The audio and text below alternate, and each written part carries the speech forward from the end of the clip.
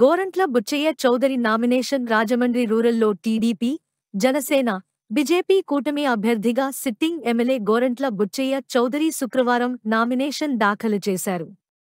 భారీ సంఖ్యలో రాజమండ్రిలోని తన నివాసం నుంచి భారీ బైక్ ర్యాలీతో బొమ్మూరులోని కలెక్టరేట్కు వెళ్లి జాయింట్ కలెక్టర్ కార్యాలయంలో గోరంట్ల నామినేషన్ పత్రాలు సమర్పించారు. నామినేషన్ ర్యాలీ కార్యక్రమం చాలా కోలాహలంగా జరిగింది. RTC bus stand, Taditota, Kotipalli bus stop, railway station, ITD, Dowleswaram మీదుగా హోర్లిక్స్ ఫ్యాక్టరీ వరకు భారీ బైకు ర్యాలీ నిర్వహించారు. ప్రచారథంపై గోరంట్ల ప్రజలకు అభివాదం చేసుకుంటూ వెళ్లారు.